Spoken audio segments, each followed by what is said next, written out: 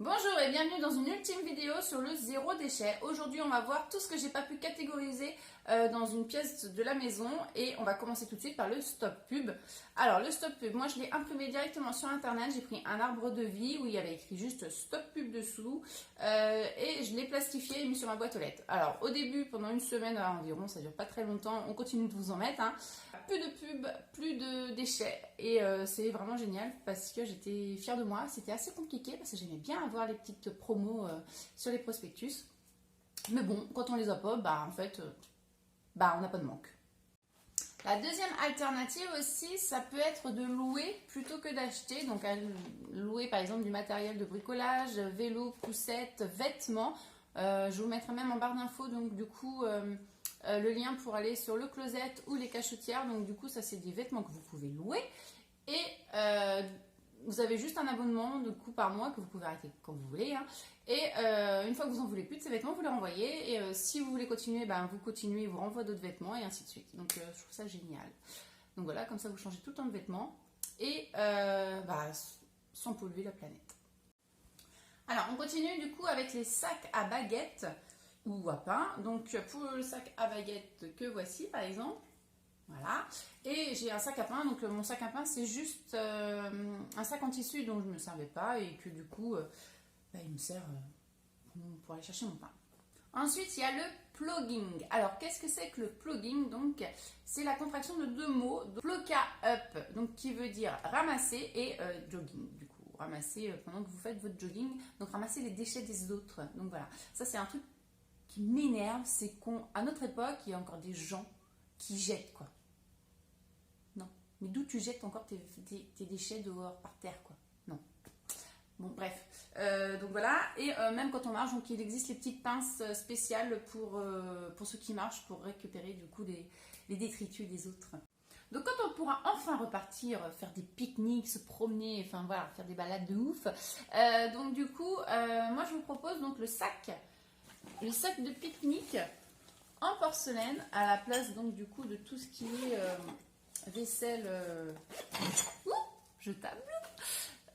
Donc voici mon sac à pique-nique en porcelaine. Donc j'ai remplacé, c'était du plastique, elles étaient toutes abîmées, donc du coup j'ai jeté, j'ai remplacé par que de la vaisselle en porcelaine. Ensuite vous avez donc le pack réfrigérant, donc c'est en inox, donc ça permet de remplacer tous vos pains de glace, donc du coup par celui-ci, donc là autant vous dire que vous garderez toute votre vie. Vous avez aussi donc pour les pique-niques ou pour les goûters de vos enfants ou pour les grands, les gourdes réutilisables donc que vous remplissez donc de votre compote ou de ce que vous voulez. Et donc comme elles sont réutilisables, donc du coup il n'y a plus rien à jeter, donc les pommes potes, adios. Donc quand on pourra enfin aller voir les amis et inviter, offrir des cadeaux, on pourra donc les emballer dans un furoshiki. Donc, c'est quoi ça, un furoshiki? Donc, c'est un petit carré de tissu, enfin carré. Les Japonais veulent des carrés. Moi, je mets un peu dans tout. Carré, rectangle, enfin voilà, tout ce qu'on veut. Donc, ce sont des carrés du tissu, en fait, pour emballer vos cadeaux. Donc, au début, c'est assez compliqué parce qu'on voit, ça fait pas super joli. Ensuite, on achète des bouquins et on s'entraîne. Et c'est vraiment génial. Ça permet de ne plus acheter de papier cadeau et de ne plus remplir vos poubelles. Quand on voit qu'en 2 secondes c'est ouvert, surtout à Noël, ça fout vraiment les boules.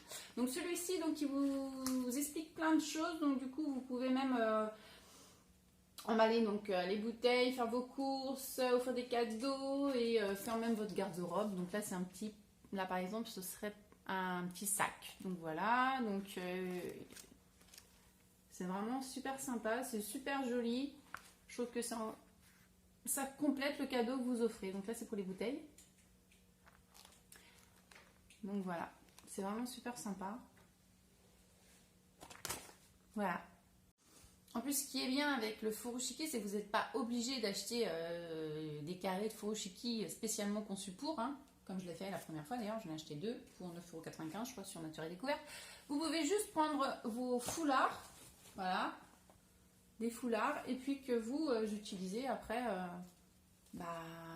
en papier cadeau. Pour que votre voiture sente bon, donc il existe des diffuseurs où il suffit de rajouter juste 2 ou 3 gouttes d'huile essentielle que vous placez du coup au niveau de la ventilation et qui permettent de diffuser une bonne odeur dans votre voiture.